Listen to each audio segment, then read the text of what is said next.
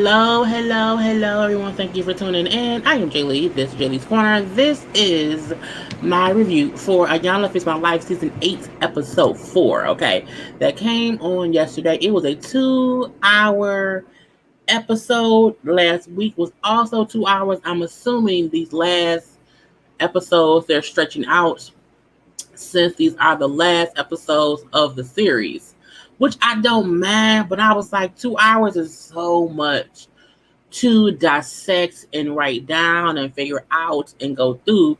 So I'm gonna try my best to get this done without rushing it, but also without taking all day. So first of all, first things first, if you have not done so already, please take a moment to do what? Subscribe to my channel to become a whole JayBird, dun, and all that goodness and stuff. Do not forget to like this video, to like it, because again, y'all here, like it. It's really easy to like, hit the little thumbs up, and then that's it. It's free, it's easy, boom. Okay, do not forget to also to relax, okay? To relax, to relate, to release, to center yourself and everyone around you. You can also inhale and exhale because it helps you to relax and not punch anyone in the throat. Okay. You can also follow me on IG and Twitter at J_Lees_Corner. The link is always in the description box below every single video. Okay. And I'm on the screen because I am here to do the work, as Iyanla would say. If you are watching the replay, thank you very much. Thank you. Look, everybody can't catch a live, okay? But as we know, people catch the replay. So thank you for my live viewers and also the replay watchers who are watching this later on. Okay. So this episode was about 4 radio entertainment media people who are coming for some healing due to them not having successful relationships. That's what they said. That's why they said they was here. Okay. And I said, okay, sure. Y'all are gonna break that down real quick. And I'm like, and she broke it down real quick. So we have 4 women. We have Shanika, okay, and Shanika was who called the show. We then have she brings up Shanika, Aaron, Tracy, and y'all the names Tracy and Crystal. I'm pointing because on my screen it's different from y'all. But again, Shanika, Tracy, Aaron, and Crystal, who all work together in some capacity in the realm of music and entertainment and radio and all that stuff. And she tells them how, y'all are here for different reasons or whatever, and y'all are here to do the work. And I'm like, okay, fine. So I like how she told them in the beginning, like, y'all ain't here for TV, okay?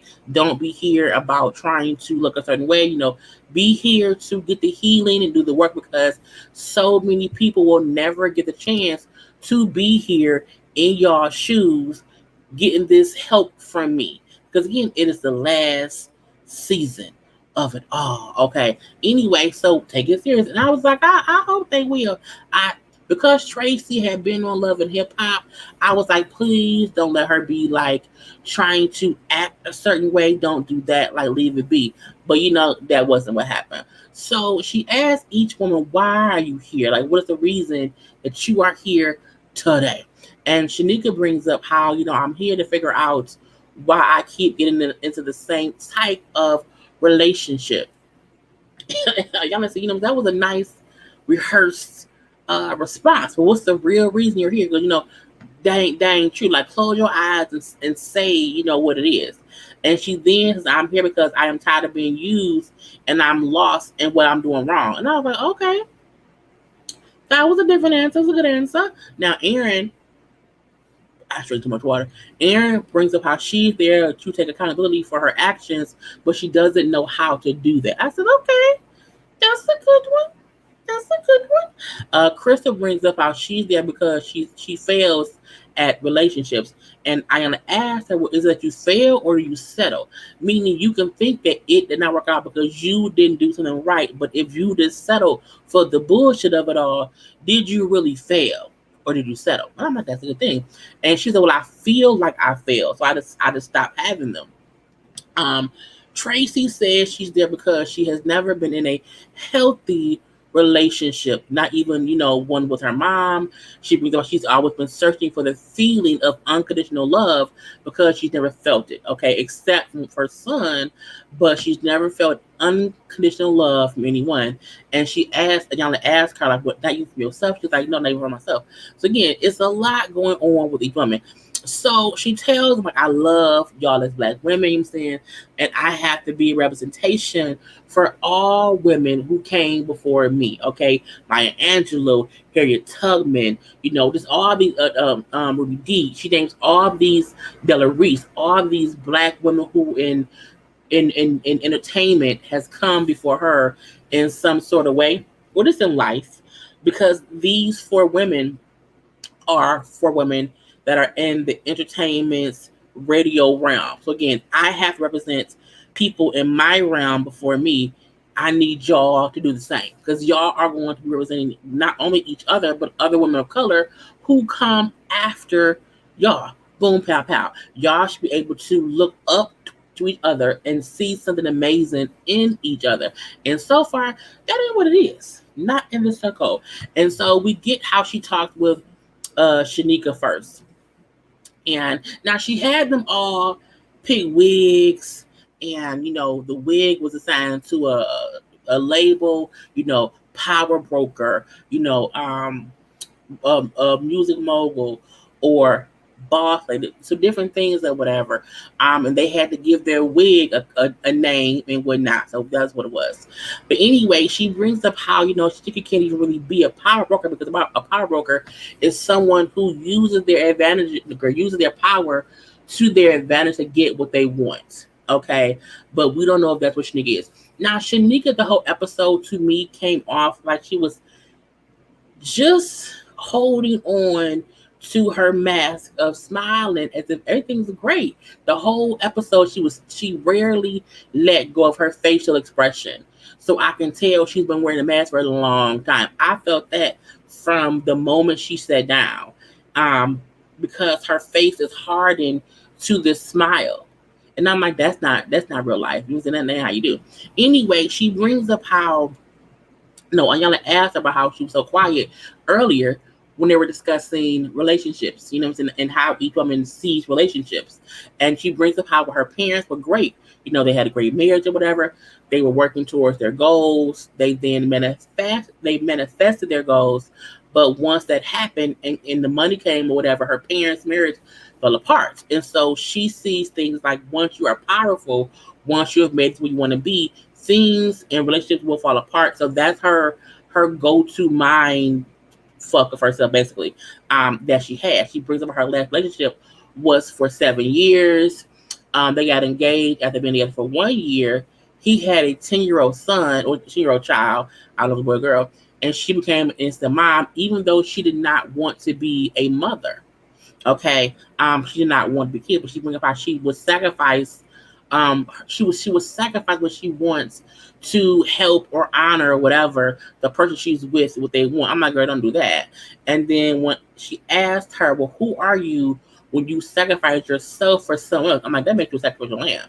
And so, but she didn't get that she was giving of herself, even though she didn't want what she was going at. I'm like, why are you doing? Who don't want to be a mama and then becomes a mom to a man with a kid if that it ain't what you want? It's not what you want. But she brings up how she's still trying to figure things out within her life. She brings up how her and the man broke up 2 years ago, but she's still sad about it. She still feels as if like I just wish it didn't, and where it ended or whatever.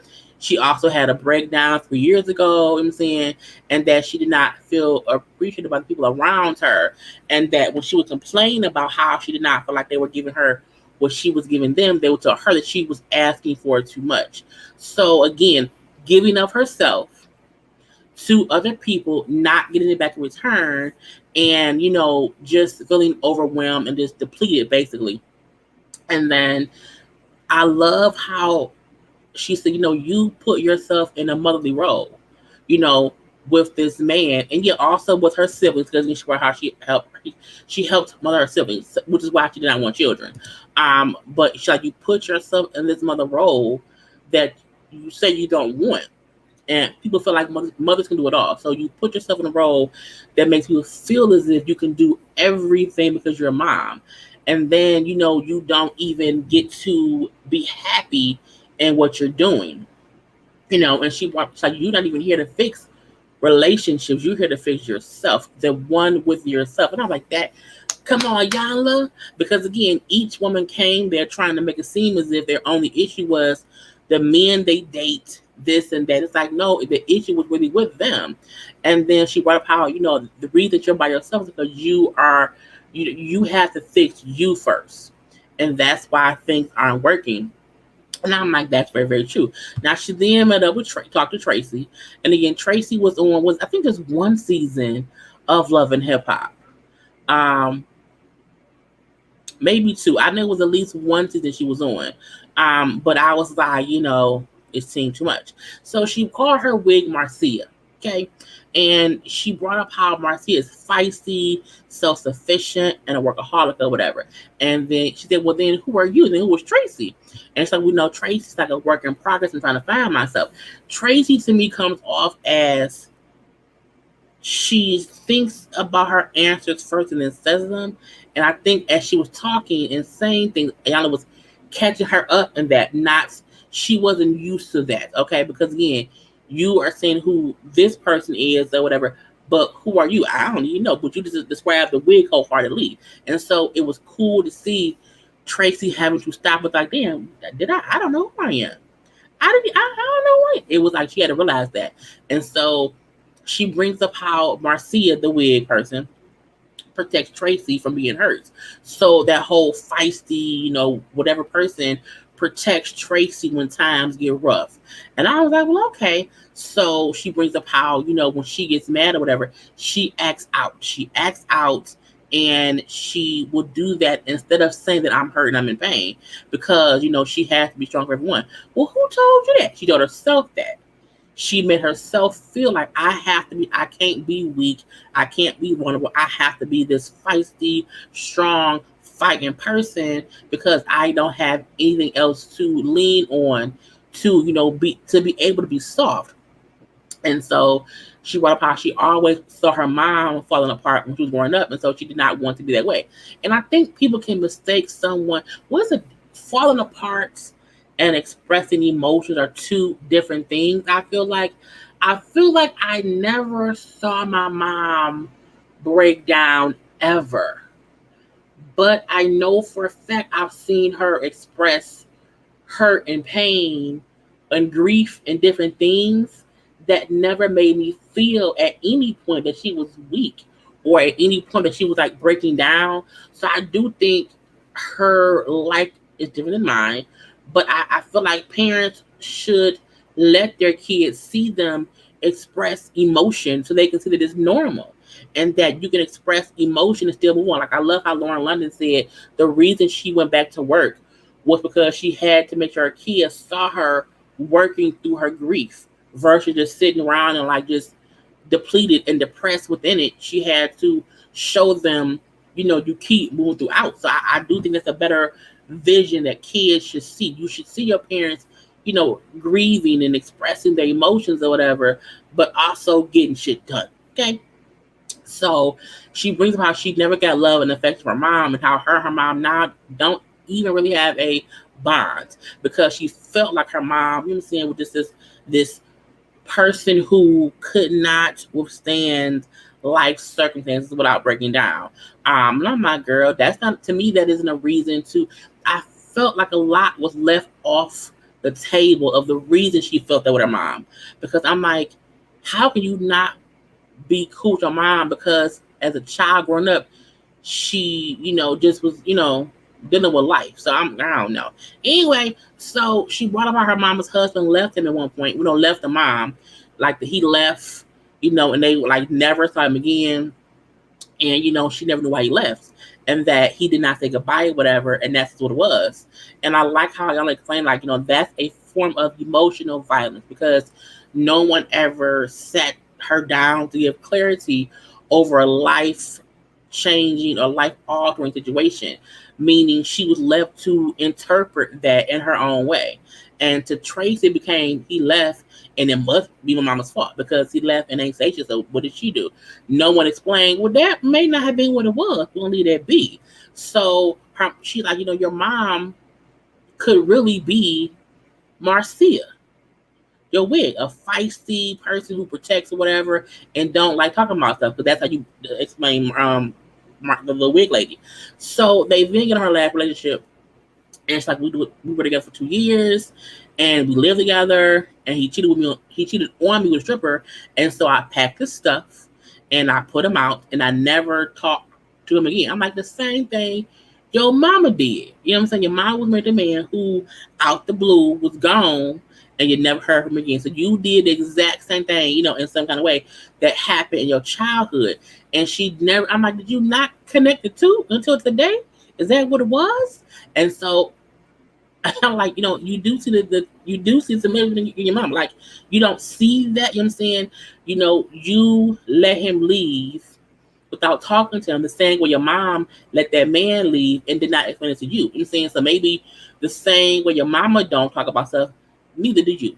Okay? And not only that, how do you know that your grandma ever taught your mom how to effectively communicate? And Tracy said, I know for a fact grandma did not teach my mom nothing about that. Okay, well, if you know that, then why do you expect her to talk to you in a way that you know she can't? Meaning you mad at her for doing something that you know she can't do, which is stupid.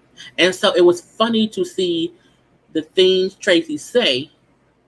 She could kind of get caught up in, but damn, that was dumb. Yes, it's very, very dumb. Okay, you move stupid. Anyway, so she brings up how, well, my thing is the reason I didn't talk is my initial assessment, my initial instinct is to fight. Okay, I'm gonna come to the door swinging. I fought men, I fought women, I've been jumped. I'm saying I always choose violence at the door, and now I'm like, you know what? I am also a violence chooser, but only in self-defense. You can't always want to fight for no reason. I think that's what she meant. And, I love how she's like, well, if you can't manage your own anger, how can you ever expect to be in a relationship with anyone? You can't manage yourself. And I'm like, that's true. So that could be the reason why shit goes left. So she asked, well, who handles your son? Like, who is watching or handling him when you are at the goddamn fool? She's like, oh, well, sometimes I'm calm. Sometimes I'm not aware, but Marcia comes out to protect my son. Honey, she then went on and talked about a time where they was walking down the street in a car. The lady was not paying attention, almost running a red light, almost hit her son. And so she then proceeded to chase the woman down who was in the car and kicked in the door, tried to bust out her windows to get the lady to get out her car to fight her. And I'm like, bitch, what? What? Now look, I get Mama Bear, lioness reacting to your kid. However, my thought process was, who was tending to your son as you were chasing a person down in a car? How do you know that person didn't have a gun and would not have shot and killed your son? People cannot use the excuse of I was trying to retaliate against someone who almost hurt my child. And so in my anger and retaliation, I went and did some foolish shit. You chased a stranger down on foot who was in a car and then, damaged their car because you want to fight them because they almost hit your child. Yes, be pissed and cuss them out to hold the hell for not paying attention, but you act that violently in front of your child, to me, is stupid. It's completely insane. And when she listened, my son was right there. He watched it, right? So what else has he seen? And she said, oh, he's seen a lot. That's not good. And she then said, but out of the bag. Yes, you are, because he saw that. How do you know that while you left him there, he wasn't snatched or hit by another car? Or yet the person that's crazy in the car did not shoot both of y'all. Look, I no longer get into heated road rage stuff with people because people crazy these days. They will shoot you dead in your car with no remorse. I don't do that. If you cut me off, whatever, gotta go. You know what I'm saying? And I keep it moving, but you cannot be chasing people down on foot, girl. She's crazy, completely crazy. So she then talked to Crystal next, okay? And Crystal, she chose boss lady, okay? Now she brings up how she's divorced, so she's focused on her kids or whatever. How she was trying to make up for the kid not having dad at home anymore, dad living in a different state, and also not seeing them except maybe 2 to 3 times a year. So she focused on work and her kids. But she also brought up how, they met in college. They were married for 11 years. They both came from extremely religious backgrounds. So that even now, if she got mom with a problem, my mom like, girl, just pray. And I'm a firm believer in prayer without work does not work. You can't just pray and not do nothing behind, okay? You need to pray. You need to pray, but you can't just pray. Pray and put the action in with it. So again, she then brought up how that he lost his job. She then found out she had ovarian cancer, and so she then said, I was fearful that I was going to die, and so an affair happened. The affair made everything fall apart, and I felt like so she had an affair, or did the husband have one? I feel like she meant that because she was scared that she was going to die from ovarian cancer, that she then went out and had an affair, which then broke up her marriage. Now, I was like, okay, because like there was a disconnect between her and the husband. So I'm like, there was a lot going on there. I'm like, did you blame your affair on cancer? Okay. Anyway, so because there is a fear that you won't make it, so let me do whatever. Remember, my husband ain't vibing. I'm not going to die unhappy. Okay. But she lived and now she divorced. Anyway, she brings up how that's the same Crystal on YouTube. I'm not sure because I don't know the lady. So I don't know. She may be on YouTube, everybody else is. But again, she brings up how she feels as if she's always been trying to prove who she was or who she was not. She's always been made to feel as if she had to be perfect. So she's been trying to do this perfect thing her whole life, and it drove her crazy, basically. And I love how Iyanla brought up how people who do this whole perfection thing, it costs you a lot. You know what I'm saying? And you have to deal with what it costs you as you're trying to fight for perfection. You have to, she said, trying to be perfectionist will make you high maintenance. And when doing that, you're doing it because you have these imperfections or whatever, and all of it causes turmoil. I'm looking like, yes, it all does. And I was like, it was hard to watch because it seemed like she was just lost and not even knowing where to pick up the pieces because the divorce, the cancer, the affair, the trying to be perfect, whatever, and knowing I'm not perfect, and this having to let go of who people want me to be. And again, she was trying to say like from this because she's Kojic. Is Kojic Church of God in Christ? Because she was Kojic, and her parents or her mom, whatever, just kept instilling in her the perfection that you have to be. And Iyanla, who was also raised Kojic, rolled her eyes because she knows how hard they are on the people or whatever. So again, it was like, yeah, it's a lot. So her thing was, I was trying to be perfect, and I've created this havoc in my life. I need help. Boom, pow, pow. Lastly, we get to Erin. Erin is the youngest of all of them, and she chose Media Mogul, and she reminded me so much of a young Tamar.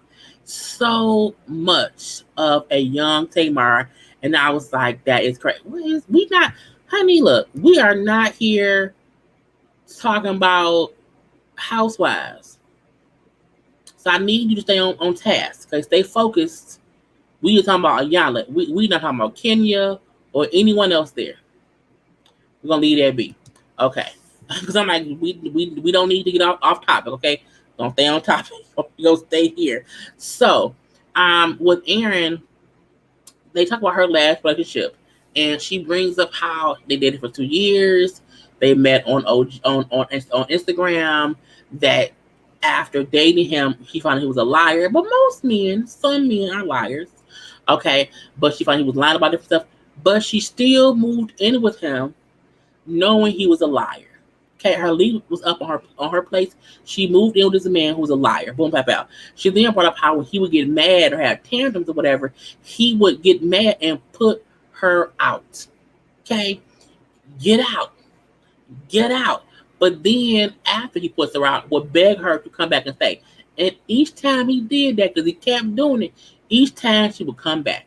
I say, look, you have one time to put me out and think I'm going, and I'll come back one time. We have one fight where you say I have to leave, that I leave and I come back.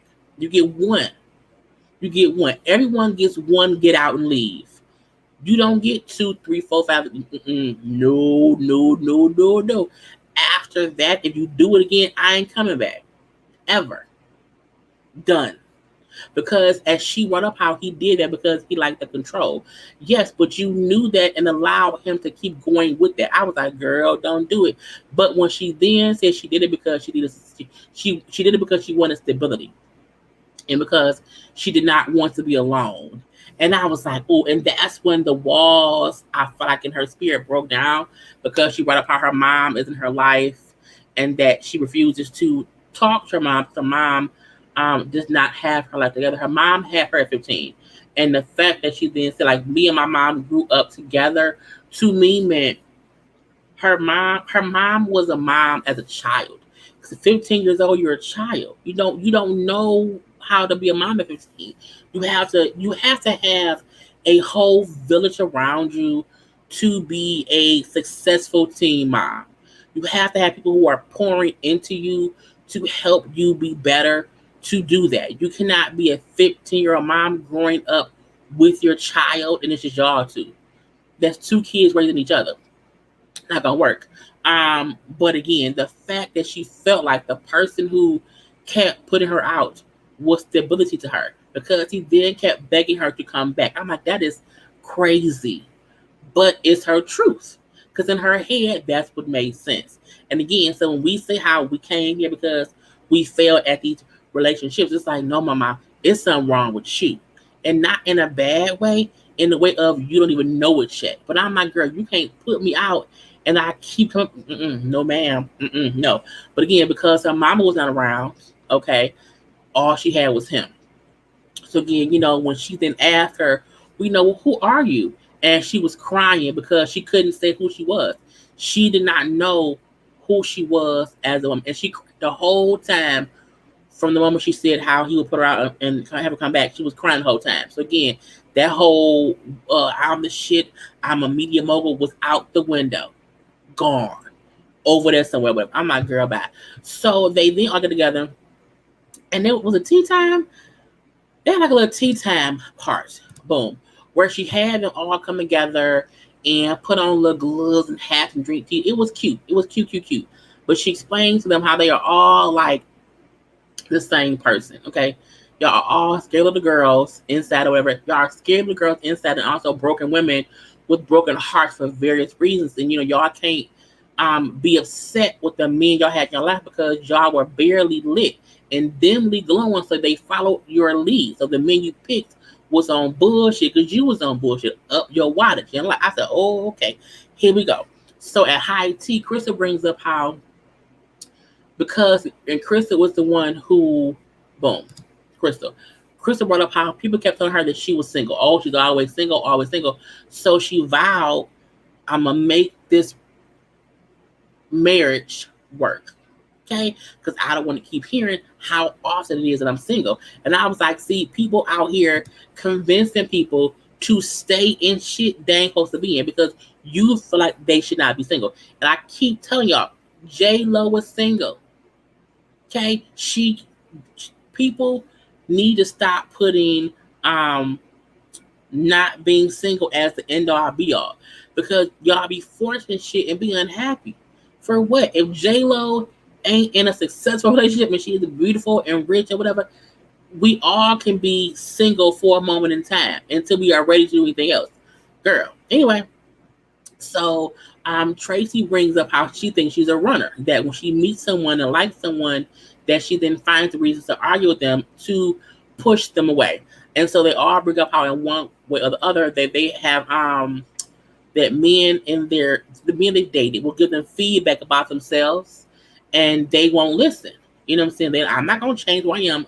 And Crystal then said how I don't respect the men I was with enough to listen to their opinion. I'm like, bitch, what? Huh? She said, I don't respect the men enough to listen to their opinion on me. How can you tell me about fixing myself or something you see wrong in me if you haven't done or been through what I've been through? And I was like, and the fact that they all kind of agree with her, and I was like, what the fuck is wrong with y'all? And Iyanla then said, well, then how did you have sex? Like, how did you sleep with men who you don't respect? Like, what sense that you don't respect them?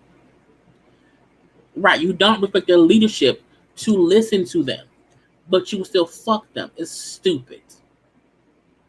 That's stupid. Because why are you with them? And then, like, why do that? And I was like, girl, it was like, wow. And then Tracy said something that made sense. And when she said, because the physical connection feels like love. You don't trust them at all, but when you connect with them, it feels like love, and then you just keep going with it. And that's kind of how it is. And I was like, okay. One aha moment to me was her saying that and that making complete sense. It doesn't make it right or wrong or indifferent, but it made sense. And I was like, yeah. But again, I don't want to be in a relationship with somebody who I don't respect as the leader in the relationship, and I'm still fucking them. Like, that should not make sense. Now, if he's a sex partner, a sex buddy, whatever, but you cannot be in a committed relationship with someone who you do not trust to lead the relationship, because it doesn't make any sense. Because it's like, what you there for? What is he there for? Why are y'all there? Now, as they were talking, Aaron brings up how I feel like men will learn you. They will learn you just to use you. And she's kind of said, no, that's not what it is. People will come to get what they want to get. And then you, at times, you are filled with regret for allowing them to let them in, to get what they wanted. But it does not mean that they came in to use you. They knew they wanted, and they got it from you. I was like, yeah, I love how Iyanla made it an episode for women who aren't even on the show. Yes. Yes. Because even though we know of Tracy Steele, and that's because I watch Love and Hip Hop, I didn't know any other women. You know what I'm saying? And I felt like, you used women who we are familiar with a little bit, but you did it to help women who aren't or can't be on your show. You know what I'm saying? So I like that too. So again, when Iyanla brings up how, it's not that people use you, they come to get what they want, and you just happen to be the person that happens to. She said you also can't be out here trying to do things to get love. You can't be trying to buy love or do things to get love, because that's the equivalent of having no self-worth, because you feel as if I have to do this to get this. And I was like, oh, yes, come on, Iyanla, whatever. And so Shanika brings up how, and I was like, huh. She said, I just don't know what else I have to offer. You know what I'm saying? I was like, damn, mama, no, okay. And then Tracy brought up how I'm so shocked, because, you walk around as if you're the baddest bitch walking, and I can't believe you feel that way. And I love Iyanla cut her off, but told her, what, no. You do that too. Don't be shocked that she just said that and she comes off as if she has this snap, because you do the exact same thing too, just with different flavor and more cuss words. Again, you can't make it seem as if only Shanika is the one who is broken in some kind of way and walking around as she isn't, because so are you. Okay? And I felt like, not that Tracy was trying to be shady in that moment, but don't try to make it seem as if you can't believe it, because you are living it. You are here expressing it too. You know what I'm saying? So just know, I told y'all are all the same person. Even if it's for various situations, it's still the same thing. Okay, boom, pow, pow. So we see them all talking or whatever, and how they all just hold in what they're going through, how they all just need to stop, keeping it under wraps. You know what I'm saying, trying to be strong, not releasing it for this different thing they went through, that they did not lean on someone else for help. And it was a long, I'm going at time. But again, they all admit how they hold on to their pain, their struggle, or their uneasiness in different ways, and don't allow themselves the space to express it. You know what I'm saying? Um, and we all should stop doing that, truthfully. But we then see she has them all face each other. Okay. And when she does that, she has them all close their eyes, and she's like, don't use any words, but express your life to your sister, without saying anything. When you were little, what did you see? What did you hear? What did you need but was not given? The first time that you fell in love, about how that person broke your heart. You know what I'm saying? At this point in time, everyone's crying. Crying, crying, crying, crying, crying. Okay. And so Iyanla is walking around them, and she's wiping their tears as she's telling them to, have those thoughts and those emotions without saying anything, but just think about it. And to me, it was a representation of how each of them had experienced that in some type of way. And without saying it, they all have lived the same thing. And I was like, this is so powerful. Like, this was so powerful, just in how you don't know how much you have in common with the fellow woman next to you, who you had no idea was living your same pain from a different story, but the same pain. So they sitting around, still doing that or whatever. And as they're all crying, Shanika is the only one who wasn't crying. And Tracy then says to her, I feel like you are, fighting to let go. You are holding back and just not, really living in the moment of it all.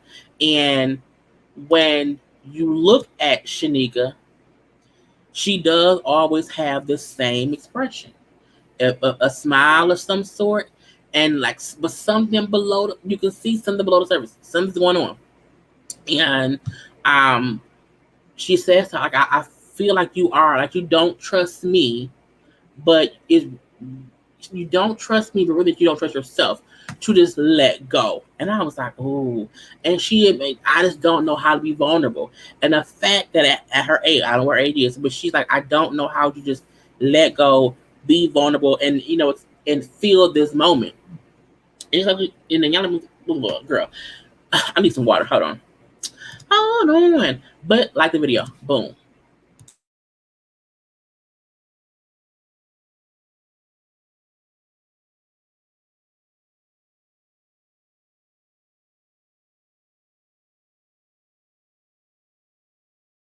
Okay, I'm back. I was so thirsty, but yeah, she brings up how she does not know how to be vulnerable, and so Yana brings up how, like, look, you have to let go of being in control, because what your issue is, you keep trying to hold on to the control that is going on, and she's like, close your eyes and just let your heart break, feel your heart breaking, and then go from there. And then, how old were you when your heart first broken? Your heart was first broke. And she's like, about 5 or 6, because I felt like I was not protected. And from that, she's crying now. She's finally like letting go of this facade, this happy face that she's been holding on to her whole damn life, really. And she's crying. She's like, I was being, sexually abused by people that my mom trusted. And I did not tell my mom, and because I did not want to hurt my mom. And Tracy's face when she said it, to me, was heartbreaking, because it was like, I had no idea that is what you've been holding on to, and I hurt for you. And I felt like she felt what it felt like to feel for someone who isn't yourself. Because again, she could have been just her whole face, the whole episode was like she just, but it was a facade. And so just seeing her break down crying, having that, saying that out loud, okay, and on camera at that, for her, she's like, I finally feel a release. She finally did not have to carry around that weight with her that she had been holding on to for so long. And Aaron then said, like, I just felt like, see, drink too much water, you have to start burping. So she felt like breaking down in front of them would make it hard to talk to them. But Aaron felt that because Aaron's the youngest, okay? And I appreciate, they're like, no, think higher than that. You know what I'm saying? Because breaking down does not mean y'all can't talk the same. You know what I'm saying? You have to realize that y'all all have been wearing a mask, and now y'all are taking it off. Same people, same coworker, but again, y'all just have these experiences that y'all share with each other now. And I'm like, it's a vibe. So we do see Iyanla talking with Shanika, who was just expressing more about her violation as a child. I'm not going to discuss that or whatever, because it seemed too much. But I will say this: no one is responsible for being violated. No one is, and the fact that she felt in some way that she was responsible for it, that's not a good thing. And there's also power in expressing what happened to you if you are a person who was violated. You know what I'm saying? You don't have to hold on to that pain or the confusing thoughts or the shame or whatever. You don't have to hold on to that, because that is something that it eats away at you. And I felt like, her finally just talking about it, as she said, it was a weight lifted off her shoulders. It was amazing to have her have that moment. So that was cool. So we're gonna go on to, she talked to Tracy next, because they're discussing how the day before she said that she was fighting because she always felt like she was not protected. Now she brought up her mom was from Jamaica, and she's like, my mom will always have men in and out, or just around all the time, and I did not feel safe. That at one point a man like either lunged at her or something. Her auntie was like, I will kill you with a spatula if you fuck up my niece or whatever. So like, she for her auntie was more of her protection than her mom. But the point I was like trying to make was, your mom lived a life that you may not understand. She may not even have had the tools to be who you want her to be. So you can move forward with her and accept that she just did not know a better way. You know what I'm saying? And that's just what it is.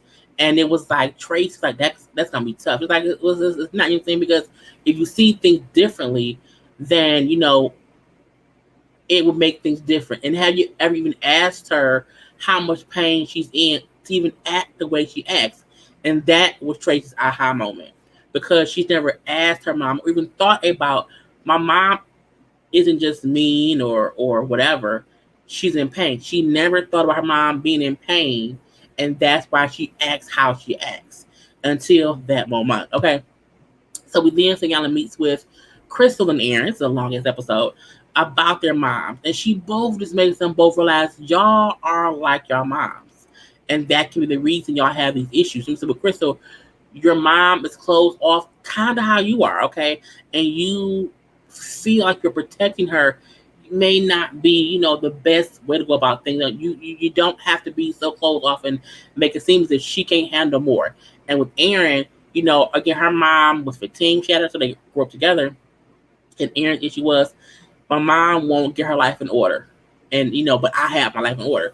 But here she realized she don't have her life in order. She's like her mom. She may be more organized with her job or whatever. But again, you have brokenness in you that your mom has too. So you've been judging your mom. You're really judging yourself. So they both realize, okay, boom, pow, pow, something going to be different. And we have to figure that out. So at the end of it all, they all realize they had these alter egos or whatever. They have to let go. So Crystal holds up her little wig and says she's going to put everything into work. No, wait. What did they say? I can't remember. It was the wig. Oh, yeah, the wig. Boom. I think we're out. So the wig was putting everything into work and hid behind taking care of other people instead of herself. So that was her wig was doing for her. But she'll let that go. Tracy brings up how her wig protected her. Her wig allowed her to not trust men. So she would always act up to protect herself. Aaron, since her wig was sugarcoating everything, not taking accountability and not being her truthful self.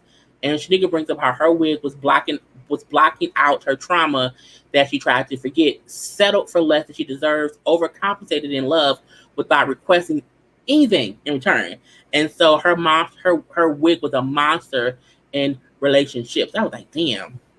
And so um I like how Ayanna said to them, we look at our weaknesses as if we're not in charge, and we're not alpha females, and we're not in charge of something, then we're being weak, and we're being stopped from being weak. And we, as Black women, we cannot be weak. It's not in us to be weak. We have to accept the softer side of being a woman is not weakness. So you do not have to be this alpha woman at all times because you feel as if anything else makes you weak, because you're not weak regardless or whatever. So we do see them all sitting around with the wigs, honey, tossing them off a balcony, whatever. Just letting go of all of the things they discussed over the past few days. And it was, just all done to be done. And so I'm like, cool. She told him, like, do not stay in situations just to stay in them. Like, get in whatever you're in, get the lesson and then leave. Move on. Like, do not stay in these bad situations. Now she gives them all like new monikers or whatever. So she gives Crystal the healer because she supports and guides people.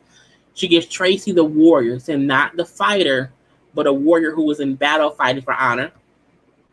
She gives Shanika the mentor because like each of these women here came to you and spoke to you for advice even before being here and knowing what you went through. And then she gives Aaron the apprentice because like you need to let other people take care of you and help mold and shape you while you're still growing and developing, because she still needs some help around here. Okay, so we do see like the little after show thoughts where Shanika continues working on herself and is in a new relationship with an old friend. Tracy is focusing on her inner warrior and is not yet ready to date again. Crystal is now in a happy and healthy relationship with wedding bells on the horizon, and Aaron admits to still dating the wrong guys, but is trying to manifest better men into her life. So again, it was a good episode, if you ask me. I think it was very enlightening. With Iyanla episode of this story, not not weird, that's true. Jesus. But no, this episode to me had a lot of jewels. And you have to really watch it, and you can't watch Iyanla to be entertained. You have to watch Iyanla to be informed. You know what I'm saying? And you have to watch her to learn things that you may not think of. So that's why I love this show. Some people will watch, I don't like it. It's like because you ain't listening. You have to pay attention to the deeper meaning and what is being said. Yeah, she told them, sometimes women are looked at as men in skirts, meaning we have to still be tough, you know what I'm saying, and girl, but we're men in skirts. And I was like, you have to really watch the episode and listen. And that's why we're doing it. It's hard because, again, it's 2 hours of just constant conversation. And you have to pick up the jewels where they are to make sure to convey that to the review. So again, yeah. So that was the whole episode. I am done. I am tired. My mouth is dry because I had to say so much. But I want y'all to continue to have a good weekend, to have fun. I'll be I'll be live eventually because so much comes on today. We got Pose, Jocelyn's Cabaret, Married to Medicine, Housewives of Atlanta. It's gonna be a busy week. Okay, so I will talk to y'all later. Be good, be safe. Peace.